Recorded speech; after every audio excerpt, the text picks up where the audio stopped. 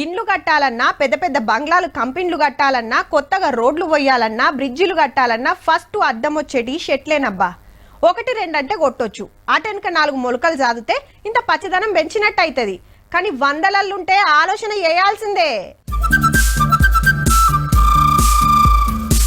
మంచిగా ఇగురు పెట్టినాయి చెట్లు, ఆడోటి ఈడోటి కాదు తొవ్వెంట వరుసన పెట్టిండ్రు. కానీ మంచిగా చూడుర్రి, ఏ చెట్టుకు చూడా కొమ్మలు చక్కగా లేవు, అన్ని బోడగున్నాయి. కరెంటు తీగలు అడ్డొస్తున్నాయని కొట్టిండ్రు అనుకునేరు, అసలు ఈ ఇడ పెట్టినే కావు.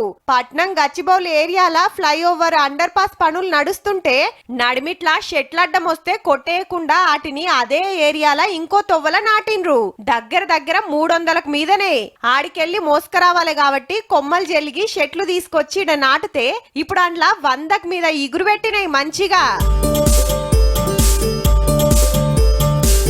నెల రోజుల సంధి నడుస్తుందట ఈ పని. పెద్ద పెద్ద క్రేన్లు, జేసీబీలు, ట్రక్కులతోటి ఒక్కో చెట్టును పైలంగా తీసుకొచ్చి ఇడ పెట్టిండ్రు. గట్లనే షెదల్ గిదలు రాకుండా ముందే మందులు కొట్టిండ్రట.